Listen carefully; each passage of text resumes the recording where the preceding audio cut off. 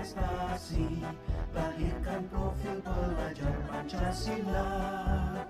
Belajar, bergerak, berbagi untuk negeri, kita menjalin kolaborasi. Belajar, bergerak, berbagi untuk negeri, demi bakti pada Ibu Pertiwi.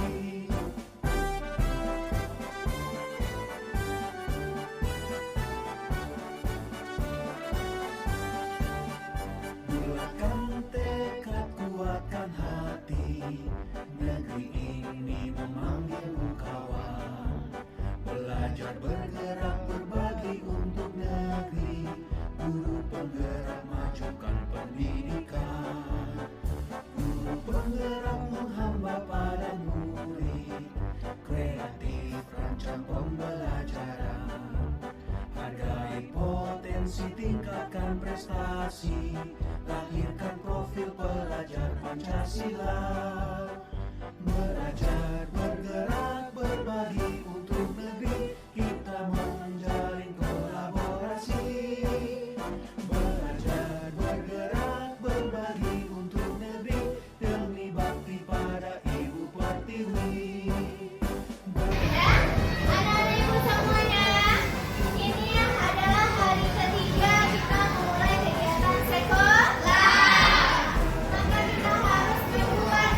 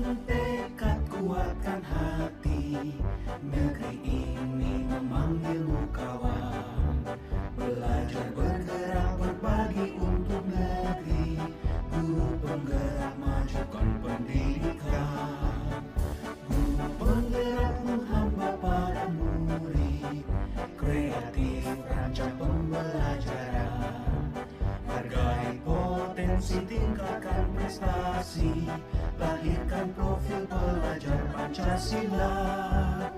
Belajar, bergerak, berbagi untuk negeri, kita menjalin kolaborasi.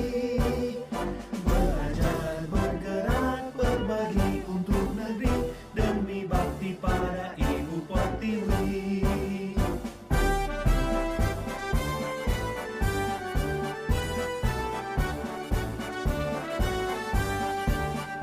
Bulatkan tekad, kuatkan hati, negeri ini memanggilmu kawan. Belajar, bergerak, berbagi untuk negeri, guru penggerak majukan pendidikan. Guru penggerak menghamba pada murid, kreatif rancang pembelajaran. Hargai potensi, tingkatkan prestasi, lahirkan profil pelajar Pancasila. Belajar, bergerak, berbagi untuk negeri, kita menjalin kolaborasi. Belajar, bergerak, berbagi untuk negeri, demi bakti pada Ibu Pertiwi. Belajar, bergerak, berbagi untuk negeri, kita menjalin kolaborasi. Belajar, bergerak, berbagi untuk negeri, demi bakti pada Ibu Pertiwi. Demi bakti pada Ibu Pertiwi.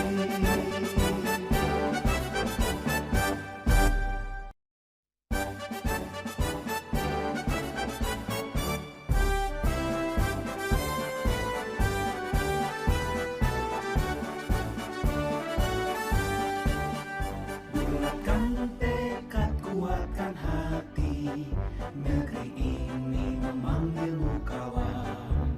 Belajar, bergerak, berbagi untuk negeri, guru penggerak majukan pendidikan. Guru penggerak menghamba pada murid, kreatif rancang pembelajaran. Hargai potensi, tingkatkan prestasi, lahirkan profil pelajar Pancasila. Belajar, bergerak, berbagi untuk negeri, kita menjalin kolaborasi. Belajar, bergerak, berbagi untuk negeri, demi bakti pada Ibu Pertiwi.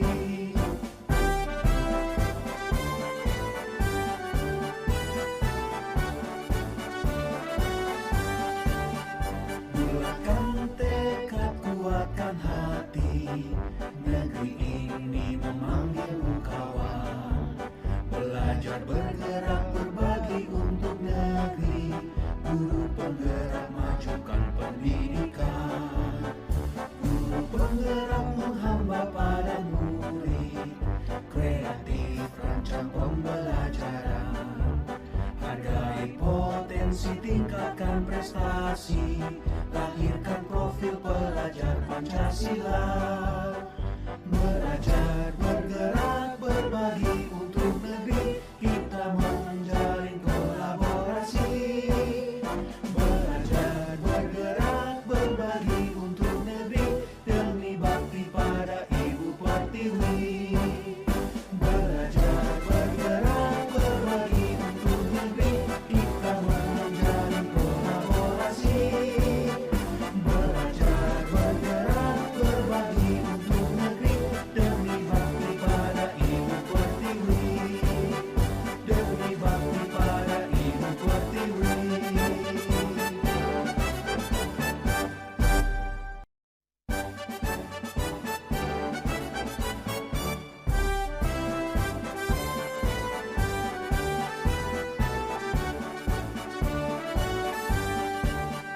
Bulatkan tekad, kuatkan hati. Assalamualaikum warahmatullahi wabarakatuh.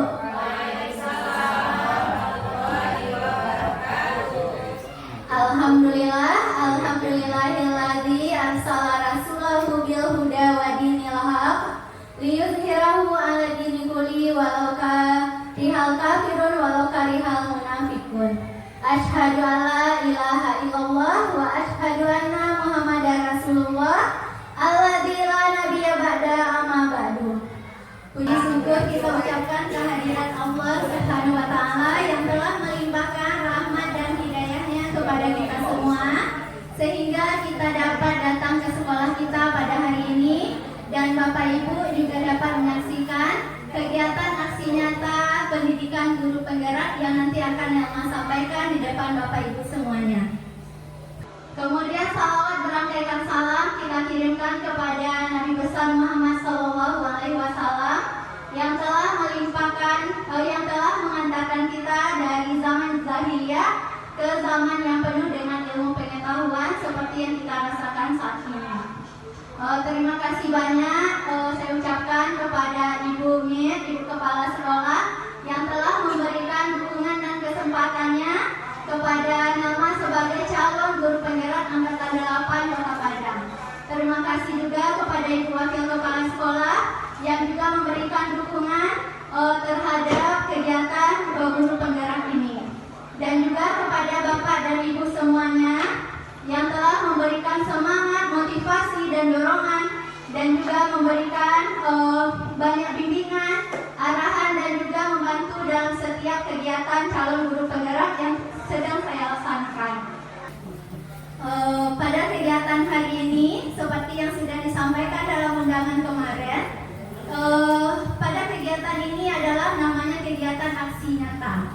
Sebelum kita mulai kegiatan kita buka kegiatan kita ini dengan membaca basmalah. Bismillahirrahmanirrahim. Nah, kita akan melihat dulu video lagu Mars Guru Penggerak.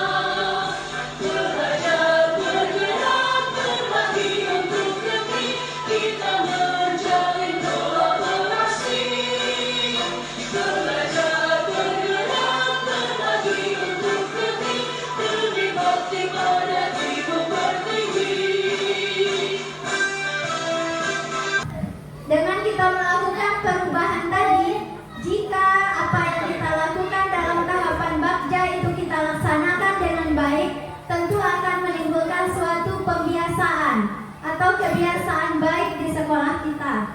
Kebiasaan baik itu disebut dengan budaya positif. Jadi tanggung jawab kita di sini adalah menciptakan lingkungan yang positif yang terdiri dari warga sekolah yang saling mendukung, saling belajar, saling bekerja sama sehingga tercipta kebiasaan-kebiasaan baik tersebut. Jadi kebiasaan baik itu terus berlanjut, tidak terhenti dalam kurun waktu tertentu saja.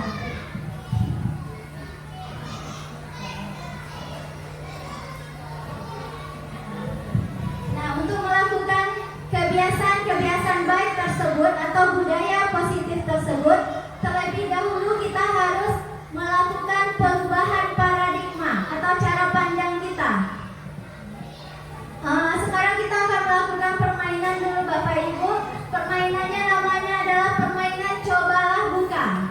Ya, kebetulan kita yang duduk sebangku bisa, yang sudah berpasangan, salah seorang menutup tangannya, mengepal tangannya dengan sangat kuat. Teman yang satunya lagi berusaha untuk membuka kepala tangan temannya. Nah, satu mengepal, satu lagi berusaha untuk membuka. Nah, satu aja boleh. Boleh terserah mana yang kita rasa tangan kita paling kuat kepalanya. Yang paling kuat kepalanya. Ya, oke. Nah, sudah kita kepalkan. Mintalah teman pasangan kita untuk membuka kepala tersebut. Kita boleh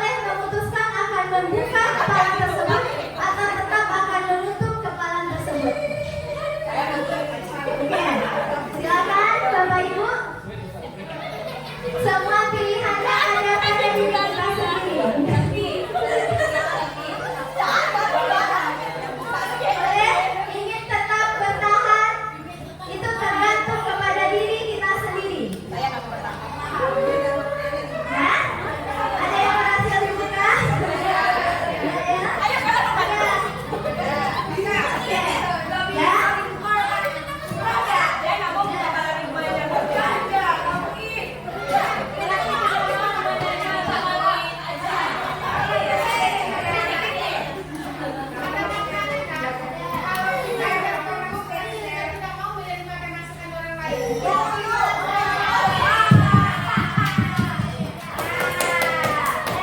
kegiatan yang kita lakukan tadi tentu ada makna, ya. Apa makna di baliknya? Betul sekali yang disebutkan oleh Bu Sal tadi, hebat Bu Sal. Jadi ketika kita memutuskan untuk melakukan suatu perubahan, kita apakah ini semuanya tergantung kepada diri kita sendiri, ya. Kita kembalikan kepada diri kita sendiri. Apakah kita memutuskan untuk melakukan perubahan atau tidak?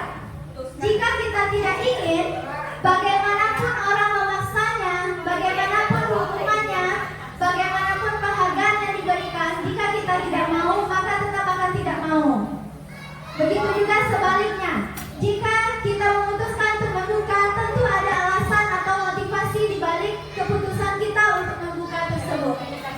Nah, begitu juga dengan anak-anak kita. Anak-anak kita akan melakukan perubahan, tentu mereka akan berpikir juga terlebih dahulu. Mereka memutuskan untuk berubah atau tetap dengan keadaan mereka tersebut. Jadi,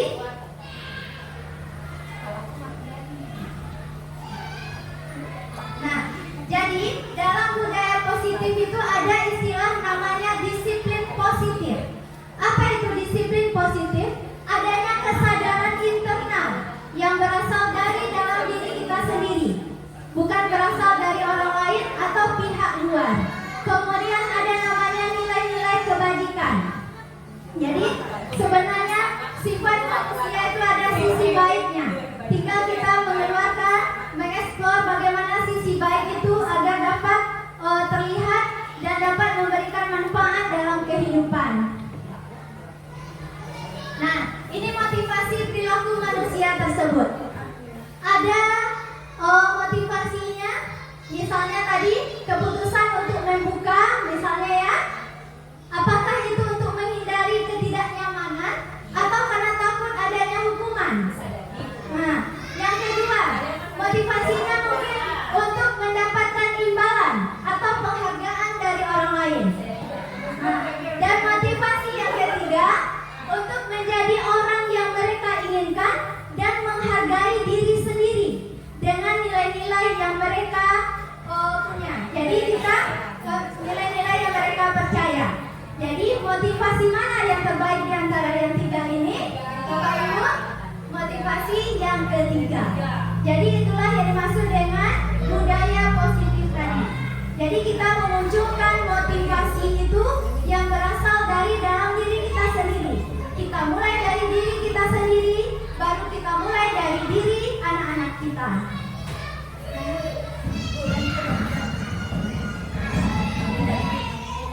Jadi apa yang harus kita lakukan untuk mewujudkan budaya positif tadi yang berupa disiplin positif dan nilai-nilai kebajikan tadi?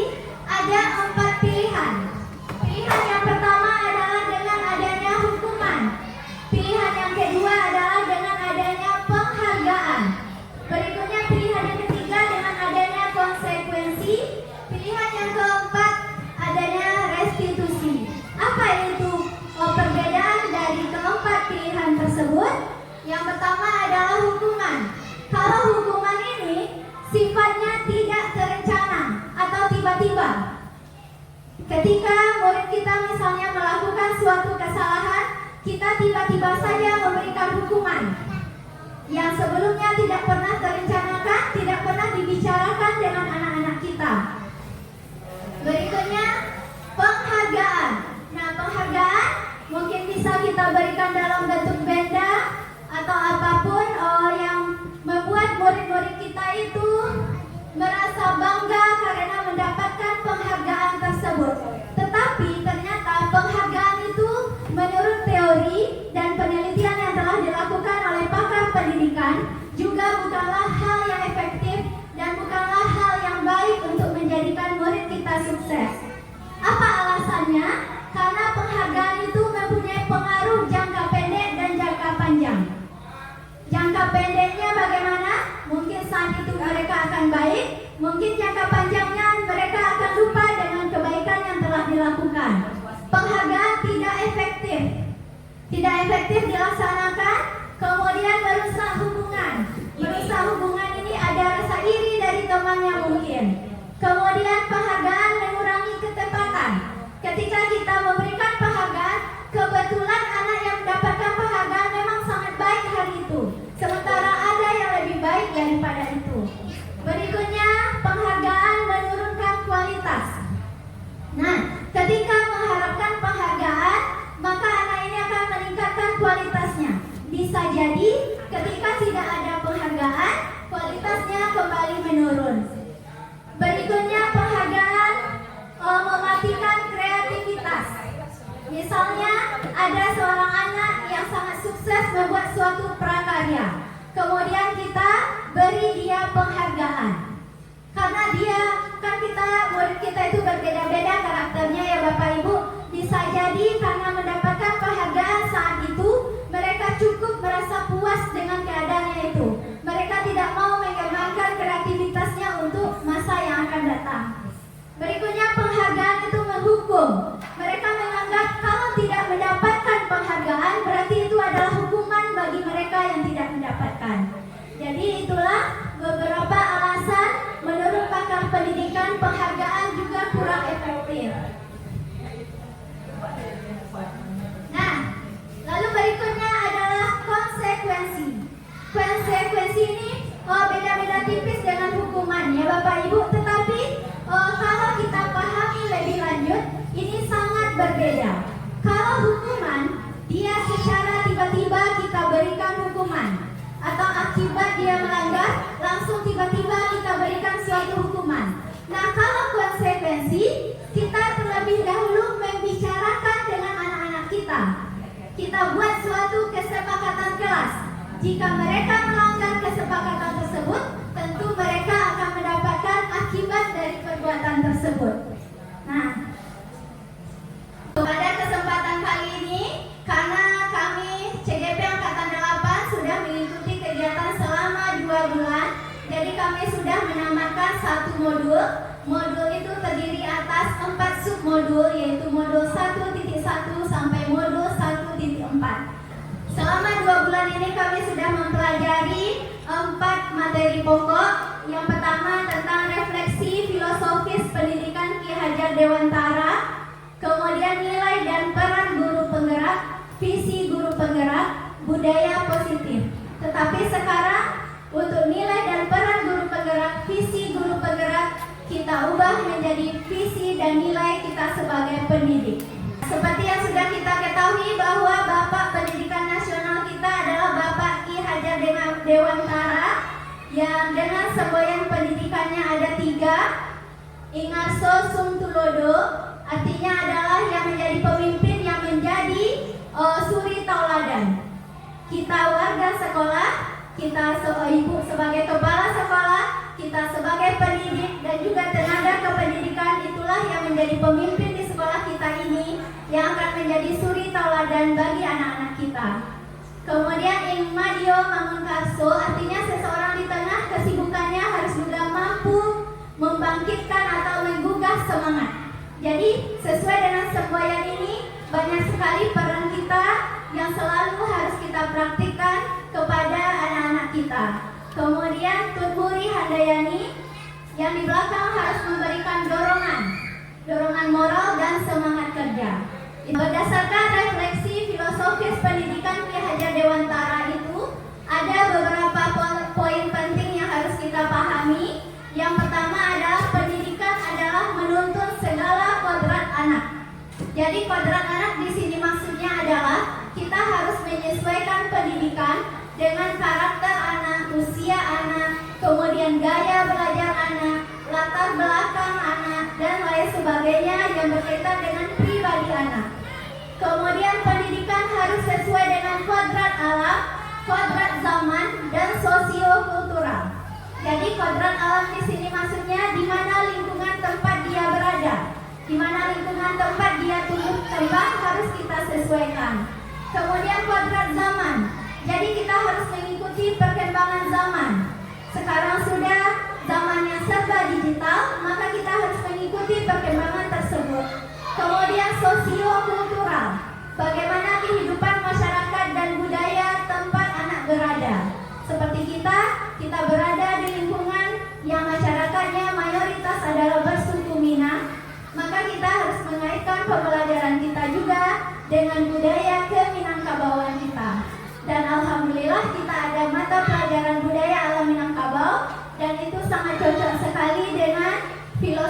pendidikan KHD. Berikutnya, pendidikan itu harus berpihak atau menghamba pada murid. Jadi kita bukan berarti menghamba, memperbudak diri kita kepada murid, tetapi kita mengikuti bagaimana keadaan murid itu sesuai dengan kodrat yang ada di atas tadi. Kemudian, guru itu ibarat petani atau tukang kebun. Jadi kita sebagai pendidik ini sudah ada persemaian benih-benih, anak kita tinggal kita arahkan, sama dengan tanaman padi misalnya.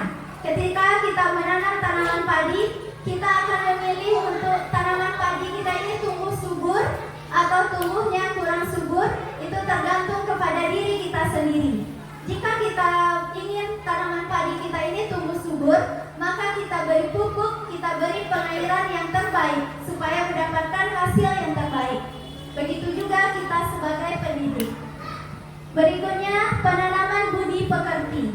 Budi pekerti di sini sejalan dengan pendidikan yang sudah kita laksanakan sebelumnya, itu melibatkan pengetahuan, minat bakat, psikomotor. Sama dengan kurikulum 2013, juga berkaitan dengan sikap sosial, spiritual, keterampilan, dan pengetahuannya. Kemudian pendidik harus memerdekakan murid dalam pendidikan. Memerdekakan itu bagaimana maksudnya? Memerdekakan dia bertumbuh, berkembang sesuai dengan kodrat anak tersebut. Jadi apa tugas kita sebagai pendidik? Tugas kita adalah untuk mengarahkan agar anak kita tidak salah jalan. Nah, berdasarkan pemikiran Ki Hajar Dewantara tersebut, maka kita sebagai seorang pendidik harus memiliki nilai agar kita dapat menjalankan peran kita sebagai pendidik. Apa saja itu nilai-nilainya?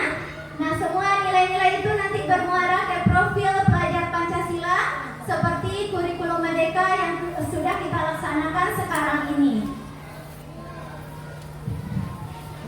Yang pertama, nilai guru penggerak itu adalah berpihak pada murid. Sama dengan yang tadi, berpihak pada murid, kita menyesuaikan dengan kodrat anak kita atau murid kita. Berikutnya, mandiri. Mandiri di sini maksudnya kita berusaha terus belajar tanpa adanya paksaan, tanpa adanya tanpa takutnya mendapatkan hukuman dan sebagainya. Jadi kita melaksanakannya secara mandiri atas keinginan kita sendiri. Berikutnya, reflektif. Kita harus merefleksi atau melihat kembali apa yang sudah kita laksanakan, apakah itu sudah baik, apakah itu harus diperbaiki, dan apa yang harus ditingkatkan. Berikutnya, kolaboratif. Kita juga harus bekerja sama. Bekerja sama dengan siapa?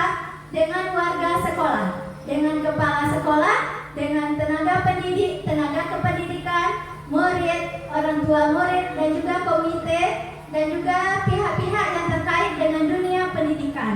Jadi kita tidak bisa melakukan perubahan sendiri. Berikutnya, kita harus inovatif.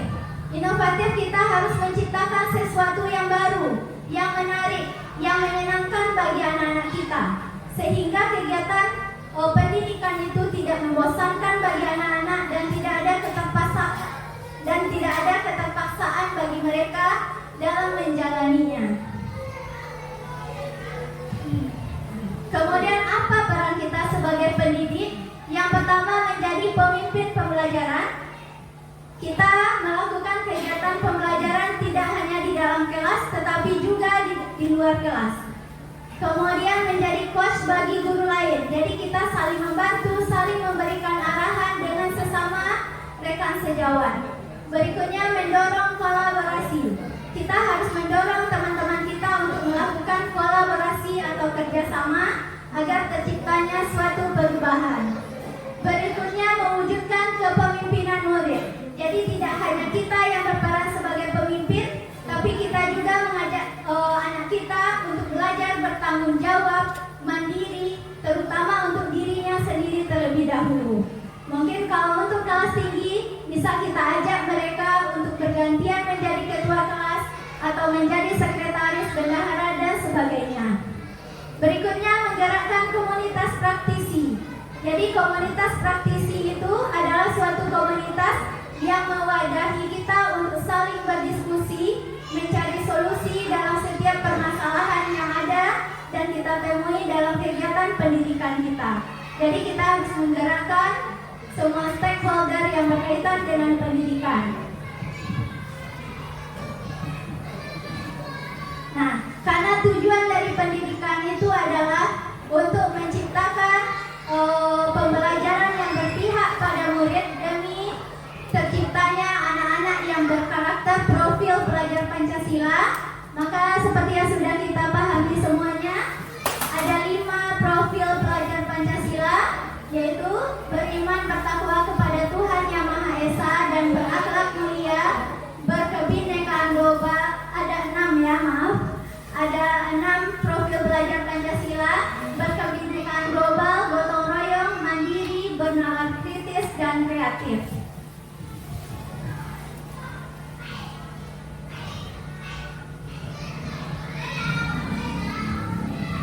Nah, untuk menciptakan murid kita yang memiliki karakter profil pelajar Pancasila tersebut, tentu kita harus mempunyai visi. Kita mempunyai tujuan, apa yang kita inginkan untuk mewujudkan hal tersebut.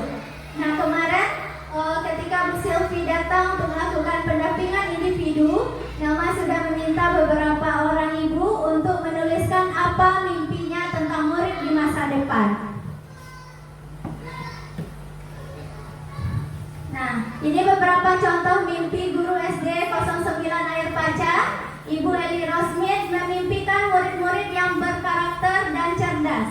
Ibu Elvi memimpikan murid-murid yang cerdas, berakhlak mulia, beriman, dan bertakwa. Ibu Nova Andriani memimpikan murid-murid yang aktif, cerdas, dan berakhlak mulia. Ibu Netra memimpikan murid-murid yang cakap literasi dan numerasi dan bisa mengharumkan nama sekolah nantinya. Ibu Sri Rahmadani memimpikan murid-murid yang berkarakter, yang memiliki pribadi yang menanamkan karakter beriman dan bertakwa kepada Tuhan dan berakhlak mulia. Dapat kita simpulkan dari mimpi-mimpi ini, utamanya kesimpulannya, semua yang kita inginkan mimpi itu, yang paling utama sekali adalah karakter dari anak kita.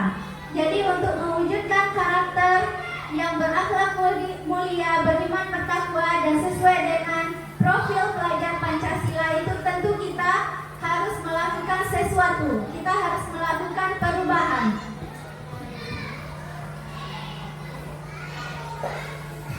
Berdasarkan visi sekolah yang sudah ada di sekolah kita, kita dapat melakukan prakarsa perubahan atau tindakan perubahan. Kita ingin mencapai visi, tetapi kita belum melakukan perubahan. Maka kita harus melakukan perubahan mulai dari sekarang.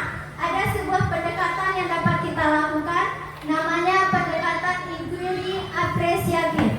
Pendekatan inquiry apresiatif ini adalah kita harus bersama-sama atau berkolaborasi dengan warga sekolah dan stakeholder yang terlibat untuk mewujudkan apa perubahan yang kita inginkan. Perubahan yang kita inginkan itu sebenarnya sudah ada sebelumnya, tetapi kita ingin meningkatkannya agar lebih baik lagi.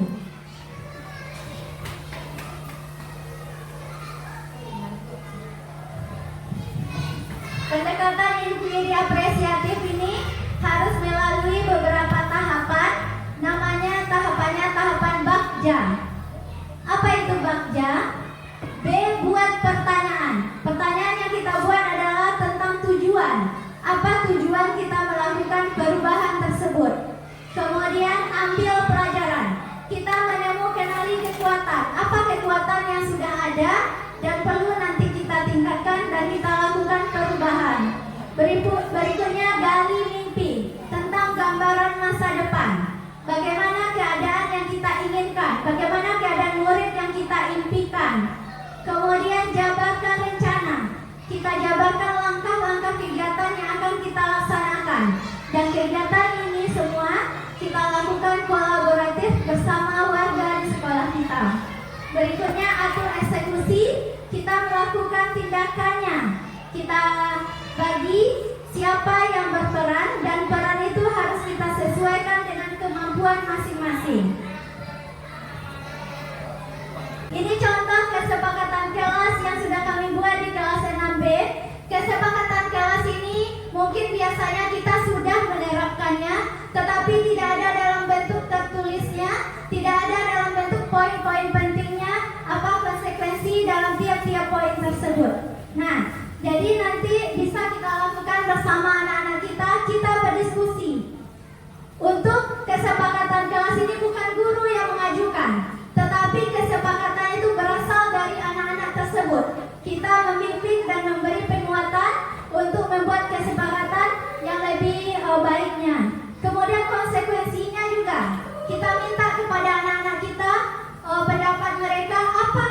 konsekuensi jika mereka melanggar kesepakatan kelas tersebut. Contohnya di sini kesepakatan kelas yang pertama. Nah, untuk kesepakatan kelas ini kita sebaiknya menggunakan kalimat yang bernada positif, ya.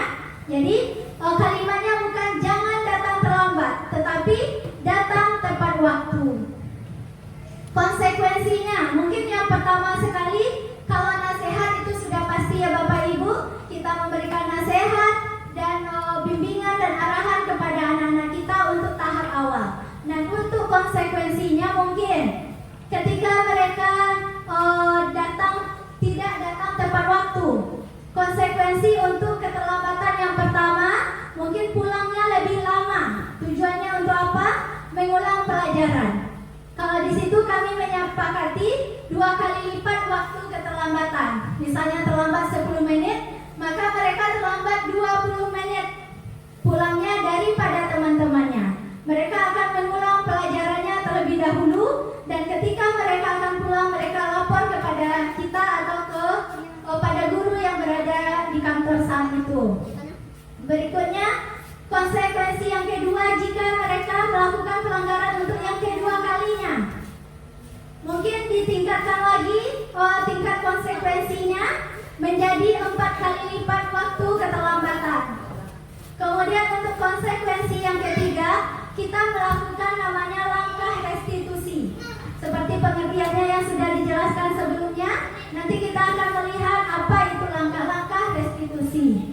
Kemudian untuk konsekuensi yang keempat, kita menyampaikan dan memecahkan masalah bersama orang tua. Tetapi ini kita bisa sesuaikan dengan permasalahan yang dialami oleh anak-anak kita. Bisa saja konsekuensi 1 dan 2 kita skip, langsung ke konsekuensi yang ketiga atau yang keempat. Kita sesuaikan dengan keadaan permasalahan yang terjadi.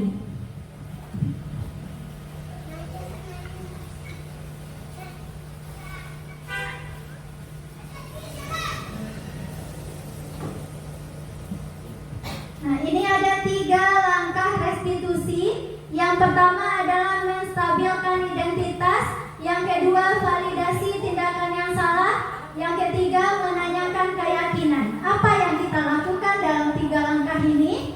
Yang pertama, menstabilkan identitas. Ketika murid kita melakukan suatu kesalahan, maka kita berusaha untuk mengubah identitas anak dari yang gagal karena melakukan kesalahan menjadi orang yang sukses. Kita bisa mengajukan beberapa kalimat kepada anak-anak kita. Apa contoh kalimatnya? Berbuat salah itu tidak apa-apa. Tidak ada manusia yang sempurna. Kita berusaha memahami anak kita tersebut. Kemudian saya juga pernah melakukan kesalahan seperti itu. Kita bisa menyelesaikan ini. Bapak Ibu tidak tertarik mencari siapa yang salah, tapi Bapak ingin mencari solusi dari permasalahan ini. Kamu berhak merasa begitu. Apakah kamu sedang menjadi teman yang baik buat dirimu sendiri? Jadi dengan ada pertanyaan-pertanyaan dan kalimat seperti ini, keadaan atau identitas diri anak itu tetap stabil. Emosi mereka tidak meluap-luap dan mereka bisa mengendalikan dirinya dan berbicara dengan leluasa kepada kita tentang permasalahannya. Langkah yang kedua adalah validasi tindakan yang salah, bertujuan untuk mengetahui kebutuhan dasar. Nanti akan kita pelajari apa saja itu kebutuhan dasar manusia. Apa kalimat atau pertanyaan yang bisa kita ajukan? Padahal kamu bisa melakukan yang lebih buruk dari ini ya. Kamu pasti punya alasan mengapa melakukan hal itu. Kamu patut bangga pada dirimu sendiri karena kamu telah melindungi sesuatu yang penting buatmu. Kamu boleh mempertahankan sikap itu, tapi kamu harus menambahkan sikap yang baru. Itu beberapa kalimat yang bisa kita ajukan untuk memvalidasi tindakan yang salah. Berikutnya kita menanyakan keyakinan. Kita menghubungkan keyakinan anak dengan keyakinan kelas. Apa yang kita percaya sebagai kelas atau keluarga? Apa nilai-nilai umum yang telah kita sepakati? Apa bayangan kita tentang kelas yang ideal? Kamu mau jadi orang seperti apa? Jadi kalimat-kalimat ini bisa kita ajukan kepada anak kita, walaupun tidak semuanya langsung kita ajukan. Nah, ini contoh penerapan segitiga restitusi. Nama akan menayangkan video yang sudah diunggah ke YouTube tentang tugas menerapkan segitiga restitusi. Sementara kita menonton video, silakan Bapak Ibu menikmati snack dan minum terlebih dahulu.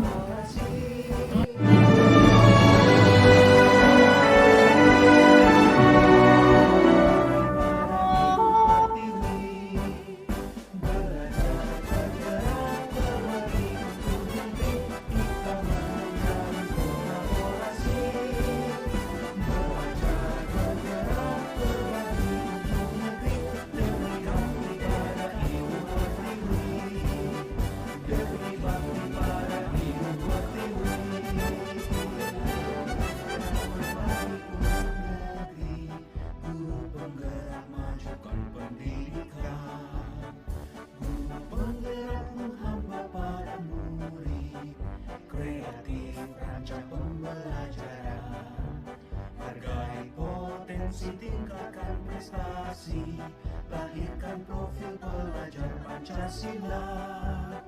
Belajar, bergerak, berbagi untuk negeri, kita menjalin kolaborasi. Belajar, bergerak, berbagi untuk negeri, demi bakti pada Ibu Pertiwi.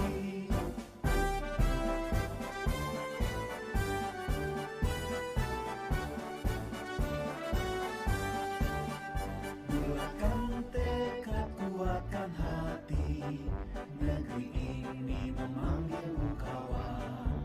Belajar, bergerak, berbagi untuk negeri, guru penggerak majukan pendidikan.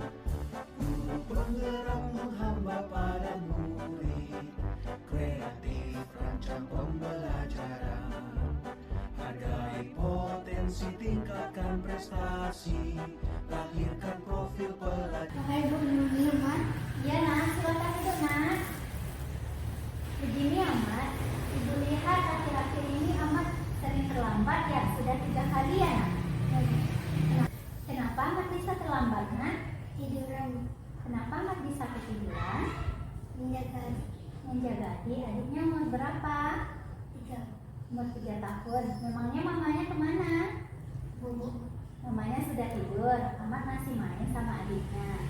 Wah, ternyata menyenangkan ya main sama adik ya. Iya, Ibu paham itu. Pasti senang sekali bermain dengan adik, apalagi adiknya masih kecil ya. Jadi kalau bermain dengan adik, jam berapa Amat baru tidur Nak? Jam 11. Begitu, Ibu paham Nak. Kalau kita lama tidur, pasti kita akan susah untuk terbangun ya. Jadi makanya Amat terlambat pergi ke sekolah. Kalau itu dalam posisi Amat, pasti Ibu juga akan seperti itu. Kalau itu lama tidurnya, pasti Ibu juga akan susah bangunnya dan akhirnya ketiduran dan Ibu terlambat pergi ke sekolah. Kalau Ibu lihat, Amat terlambatnya 15 menit ya. Ya, jadi Amat tidak mengikuti semua kegiatan pagi dengan baiknya. Itu sama dari Amat, walaupun Amat terlambat. Bangunnya pukul berapa Nak? Ya, walaupun bangunnya setengah 7, Amat tetap datang ke sekolah dan terlambatnya juga tidak diulang. Ibu sangat bangga dengan Amat. Padahal bisa saja ya, kalau misalnya Amat terlambat, Amat memutuskan bisa saja datang ke sekolah. Tapi Amat tetap memutuskan datang ke sekolah walaupun terlambat. Ya Nak, Ibu sangat bangga dengan Amat. Nah, sekarang coba Amat pikirkan, kalau Amat datang terlambat ke sekolah, apakah Ibu juga masih melanggar aturan sekolah? Ya, kira-kira apa itu aturan sekolah yang Amat melanggar? Ya, betul sekali. Apakah menurut Amat bermanfaat kalau kita datang terlambat ke sekolah? Bermanfaat apa manfaatnya? Ya, kita sekali. Tentu kita tidak melanggar peraturan sekolah. Ya, betul sekali. Jadi kalau kita datang ke sekolah, kita bisa ikuti semua kegiatan dari awal sampai akhir dengan baik dan tidak terburu-buru.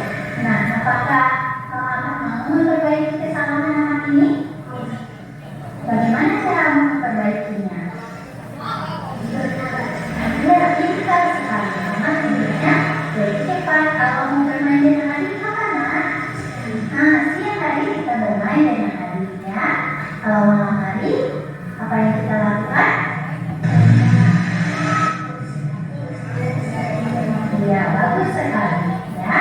Karena seperti itu ya, Nak. Tetap semangat ya, Mama. Ya. Kemudian, Nak, sama-sama, Nak. Kamu sudah boleh kembali ke dalam kelas ya, Nak. Sama-sama, Nak. Waalaikumsalam. Dan Pancasila merancang bergerak berbagi untuk negeri kita menjadi kolaborasi. Merancang bergerak berbagi untuk negeri. Assalamualaikum Bu. Ya, Nak. Waalaikumsalam. Silakan duduk, Nak. Tadi Ibu dapat kabar dari keluarga pada saat belajar agama ada yang muslim mana? Ya kan ada muslim. Oh, salah sama yang muslimnya, Nak. Karena dia juga muslim. Apa dilakukannya sama Nak? Mengambil oh, yang namanya pencegahan. Terus apa alasannya? Mengambil dan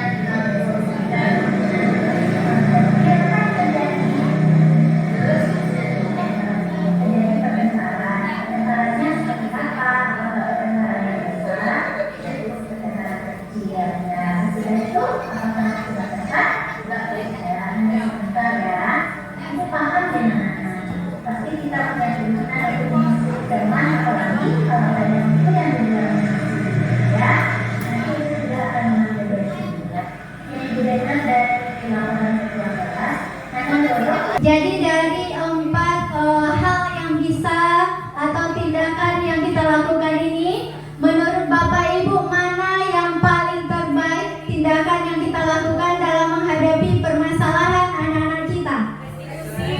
Restitusi. Pintar sekali Ibu-Ibu. Nah, jadi selain restitusi, konsekuensi juga adalah yang terbaik. Dengan melakukan tindakan konsekuensi atau restitusi, kita harus memahami dulu terlebih dahulu apa kebutuhan dari anak-anak kita. Sesuai dengan kebutuhan dasar manusia, yang pertama kebutuhan bertahan hidup. Itu berkaitan dengan kesehatan, rumah, makanan, dan rasa aman. Mungkin permasalahan anak kita itu bisa jadi muncul karena kebutuhan bertahan hidupnya yang tidak tercukupi. Berikutnya, kebutuhan dasar manusia yang kedua, kasih sayang dan rasa diterima. Mereka ingin mendapatkan kasih sayang dan menjadi bagian dari suatu pertemanan atau keluarga yang kita ciptakan di sekolah. Berikutnya, penguasaan, kebutuhan pengakuan atas kemampuannya. Berikutnya, kebebasan, kebutuhan akan pilihan mencoba hal yang baru. Yang kelima, kesenangan, yaitu kebutuhan untuk merasa senang, tertawa, dan bermain. Bisa jadi permasalahan yang muncul pada diri anak-anak kita itu karena ada kebutuhan dasar manusia ini yang tidak terpenuhi olehnya.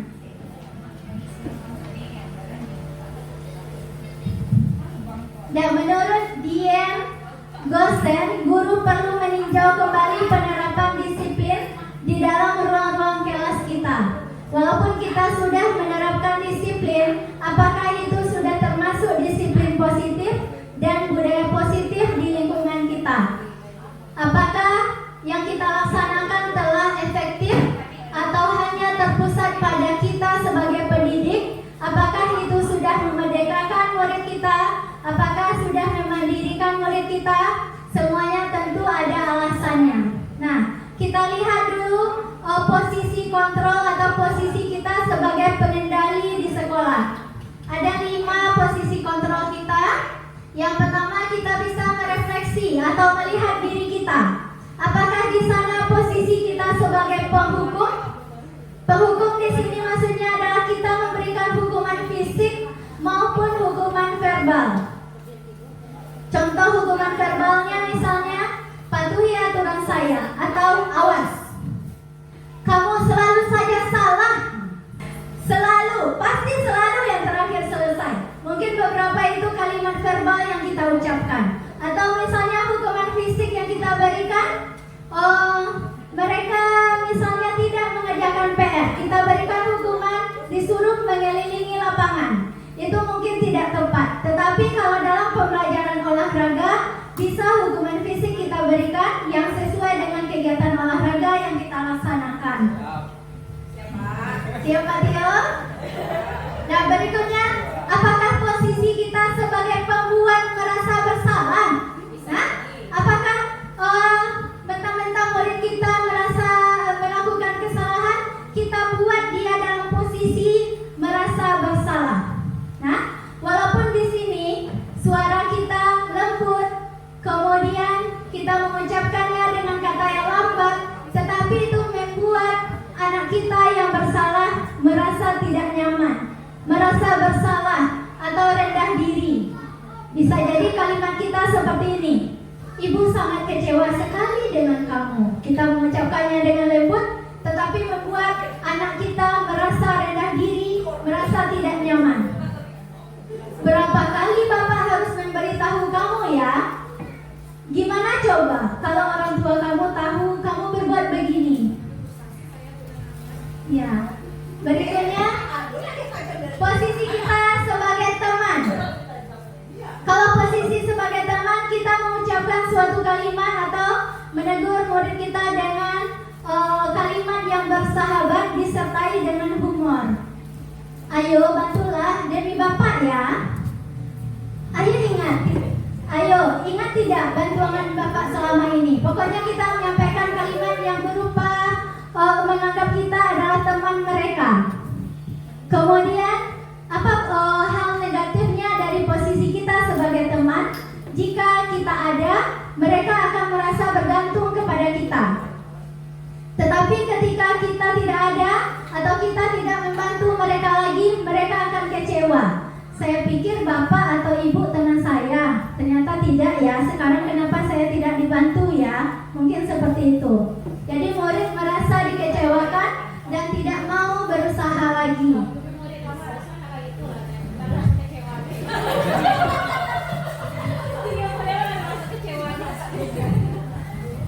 Dan berikutnya posisi kita.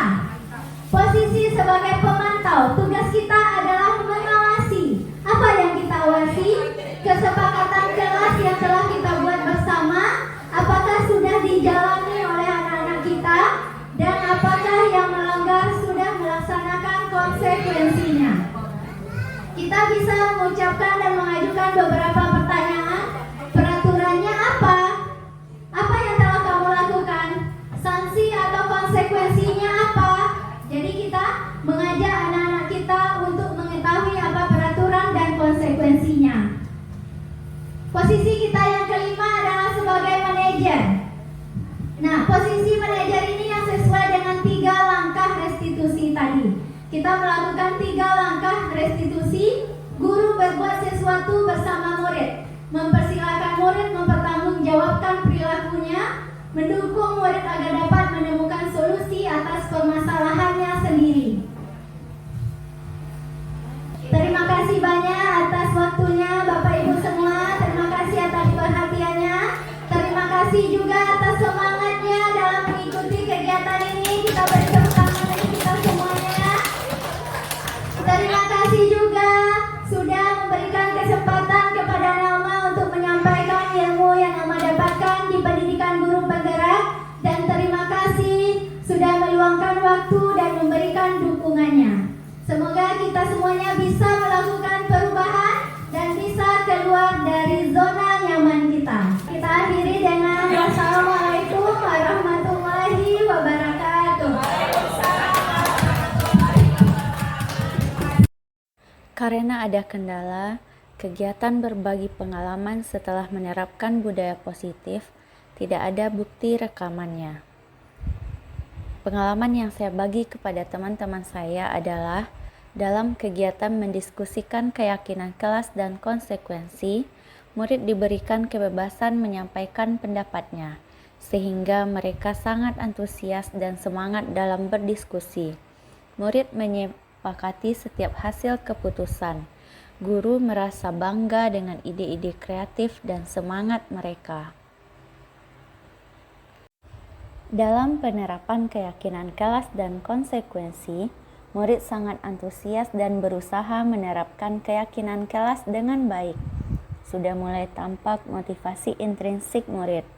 Murid menerima dan menjalankan dengan baik konsekuensi jika mereka melanggar keyakinan kelas. Pelanggaran keyakinan kelas sudah mulai berkurang dari hari ke hari. Guru menjadi lebih tenang dan tidak terlalu cerewet mengingatkan agar mereka mematuhi aturan sekolah atau kelas. Dalam menjalankan posisi kontrol sebagai pemantau, memudahkan guru untuk mengetahui murid yang mematuhi dan melanggar keyakinan kelas, memudahkan guru untuk memberikan konsekuensi kepada murid yang melanggar, juga memudahkan guru untuk melakukan tindakan segitiga restitusi.